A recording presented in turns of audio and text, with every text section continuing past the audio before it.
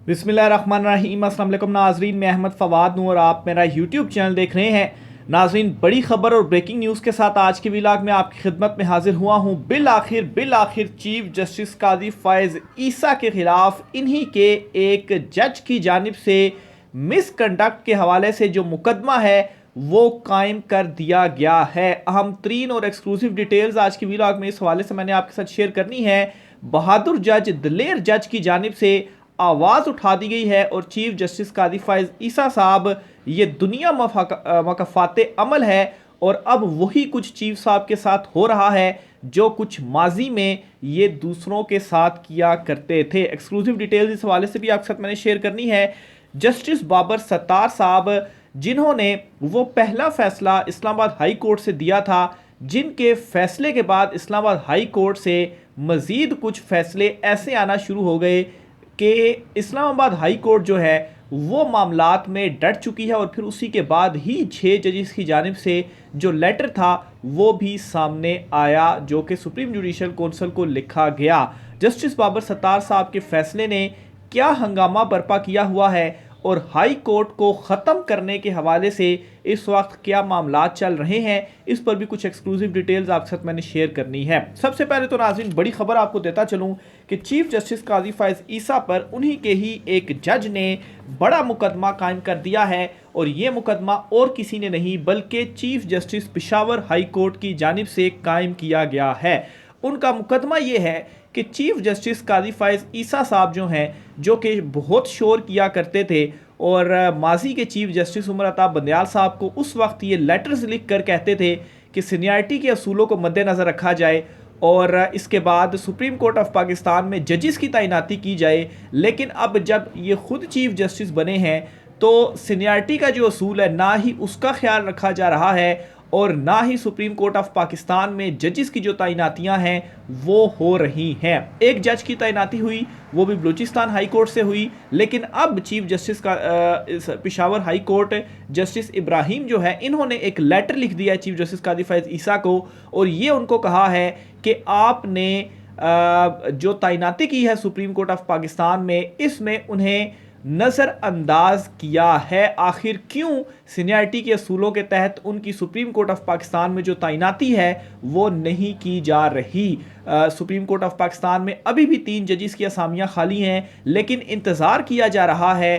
किस बात का इंतज़ार किया जा रहा है? क्या जस्टिस इब्राहिम की रिटायरमेंट का इंतज़ार किया जा रहा है कि ये इस महीने रिटायर हो जाएं ताकि इसके बाद जो ये मज़ीद 3 तैनातियाँ हैं वो की जा सकें। इससे पहले सिंध हाई कोर्ट के चीफ जस्टिस और जो एक और लाहौर हाई कोर्ट के जो चीफ जस्टिस आमिर भट्टी साहब, वो भी रिटायर हो चुके हैं और उनकी भी तैनाती सुप्रीम कोर्ट में नहीं की गई। हालांकि सुप्रीम कोर्ट में जो असामियाँ थीं वो खाली थी। ये लेटर मैं आपके सामने रखता हूँ और इस लेटर में आप कहें कि बिल्कुल खुलकर जस्टिस इब्राहिम साहब की जानिब से आप कहें कि पूरा एक मुकदमा कायम कर दिया गया है चीफ जस्टिस के ऊपर और वही जो ये माजी में चीफ जस्टिस उमर अता बंदयाल के साथ ये किया करते थे, वही चीज़ें मकफ़ात अमल इनके साथ अब खुद हो रही है। उस वक्त तो सीनियरिटी का बड़ा शोर किया जा रहा था, अब आखिर ऐसा क्यों नहीं किया जा रहा? Chief justice Peshawar high court justice Ibrahim Khan ने सुप्रीम कोर्ट का जज ना बनाए जाने पर मायूसी का इजहार कर दिया।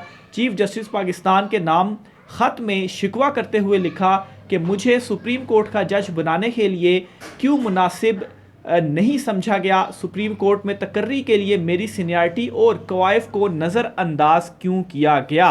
अब इससे बिल्कुल साफ है, वो खुद अपने लेटर में चीफ साहब को ये कह रहे हैं कि आपने मुझे नज़रअंदाज किया, आखिर क्यों मुझे जो नज़रअंदाज है वो किया गया। फिर उन्होंने मज़ीद कहा जी कि असूली तौर पर मेरा नाम सुप्रीम कोर्ट के जजेस की फहरिस्त में शामिल होना चाहिए था। मैं जुडिशल कमीशन ऑफ पाकिस्तान और सुप्रीम जुडिशल कौंसिल का मेंबर हूँ। जाहिर सी बात है, मेंबर वो होता है जो कि सीनियर होता है, लेकिन उसके बावजूद इनको शामिल नहीं किया गया।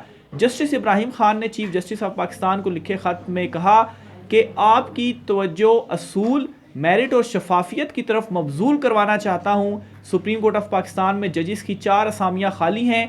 बलूचिस्तान के चीफ जस्टिस नईम अख्तर अफगान को सुप्रीम कोर्ट का जज तैनात किया गया, लेकिन बाकी 3 असामियों पे क्यों जो है वो अभी तक फिलअप नहीं की जा रही। और ये भी कहा कि आपने अपने सूबे से एक जज साहब को जो है वो सुप्रीम कोर्ट में लेकर आए हैं और मुबैना तौर पर इनके हवाले से कहा जाता है कि ये चीफ जस्टिस काजी फैज़ ईसा साहब के करीब हैं, तो इसीलिए इनको लेकर आए हैं। और बज़ाहिर ऐसे लग भी रहा है कि खाली 4 में से 1 को तैनात करना और बाकी जो 3 है वो तैनात ना करना, और उनमें से 2 रिटायर हो गए और जस्टिस इब्राहिम भी अब रिटायर होने जा रहे हैं। और आप देखेंगे, थोड़ी सी आप चीज़ों के ऊपर अगर नज़र भी रखेंगे तो जस्टिस इब्राहिम जब रिटायर हो जाएंगे तो फिर उसके बाद सुप्रीम कोर्ट में आप देखेंगे कि 3 जजेस की भी जो तैनाती है वो होगी। फिर सवाल ये भी है कि चीफ जस्टिस आमिर फारूक साहब जो हैं इस्लामाबाद हाई कोर्ट के, उन्हें क्यों सुप्रीम कोर्ट ऑफ पाकिस्तान में तैनात नहीं किया जा रहा।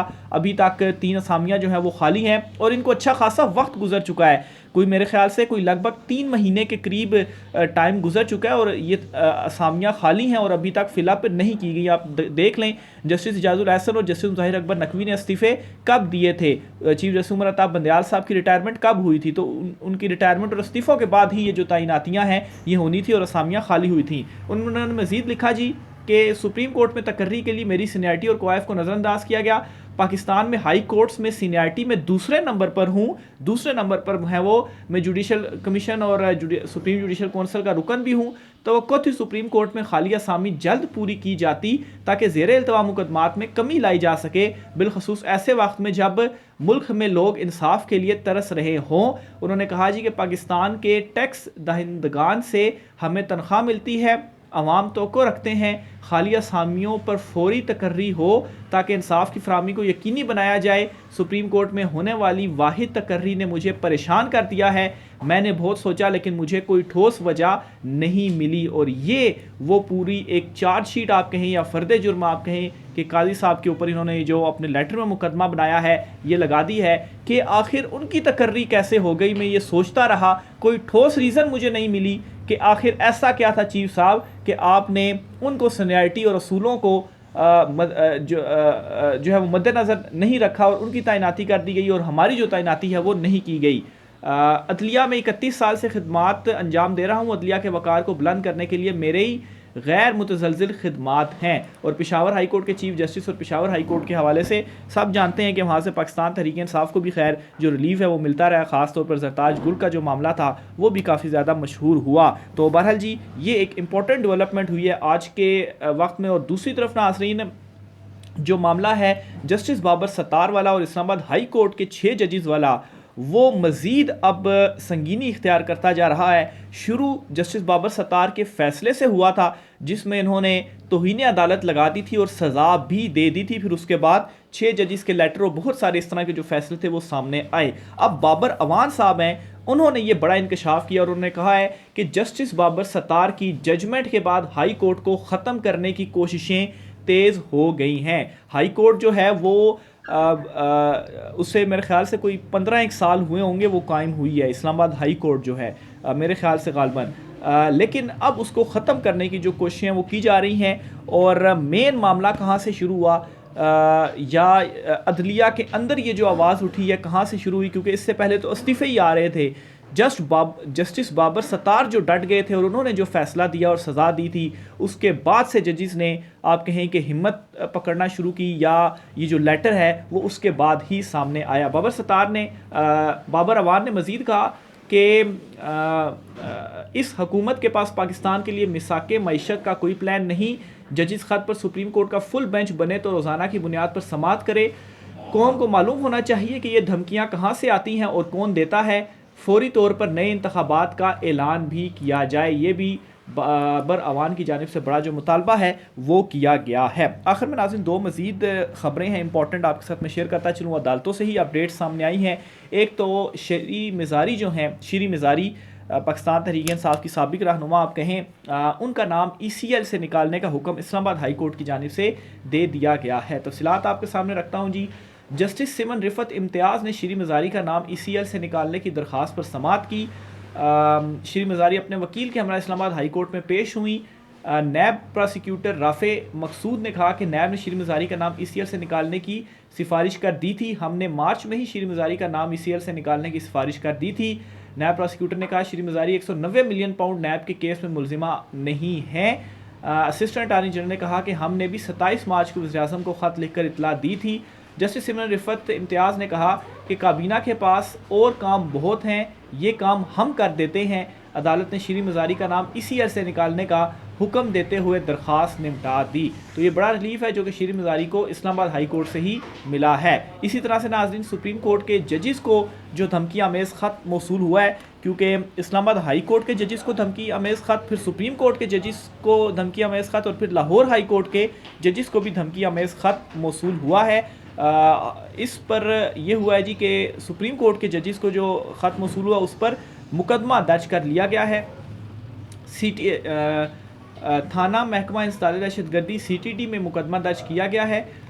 मुकदमा जो है supreme court R&I branch in charge की मुद्दत में मुकदमा इंसदाद दहशतगर्दी की दिफात 7 ATA और 507 के तहत दर्ज किया गया। मुकदमे के मतन में कहा गया कि आम डाक मौसूल हुई, मुतलका जस्टिस साहिबान के सेक्रेटरीज को डाक वसूल करवाई गई। एडमिन इंचार्ज ने 3 अप्रैल को बजरिया फ़ोन बताया इन लिफाफों में सफ़ेद पाउडर नुमा केमिकल मौजूद है। FIR में कहा गया कि 3 खतूत गुलशाद खातून पता नामालूम, एक ख़त सजाद हुसैन पता नामालूम की तरफ से भेजे गए। खतूत के ज़रिए खौफ व हरास फैलाने की कोशिश की गई। इस्लामाबाद हाई कोर्ट और लाहौर हाई कोर्ट के जजेस को भिजवाए गए खतूत की तफ्तीश काउंटर टेररिज्म डिपार्टमेंट कर रही है। और CTD की इब्तदाई तफ्तीश में ज़राए का कहना है कि सुप्रीम कोर्ट और हाई कोर्ट के जजेस के खतूत एक ही जगह से भेजे गए। खतूत सब divisional post office satellite Rawalpindi से भेजे गए।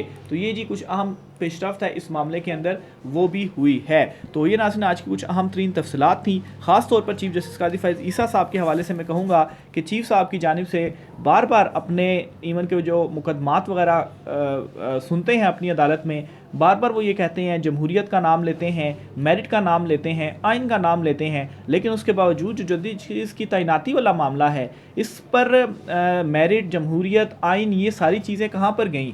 और फिर इसी तरीके से अपने मुकदमात में बहुत सारी ऐसी चीज़ें जो वो माजी में कहते थे, लेकिन जब अब उनके पास खुद इख्तियारात आए तो वो उस तरीके से नज़र नहीं आ रही जिस तरीके से माजी में वो खुद कहते थे। आप देख लें इवन के सोशल मीडिया के हवाले से काजी साहब जो है वो फरमाते हैं कि वो एक वबा है, सोशल मीडिया को वबा करार देते हैं, लेकिन दूसरी तरफ वो ये भी कहते हैं कि वो देखते ही नहीं है मीडिया नहीं देखते, सोशल मीडिया नहीं देखते।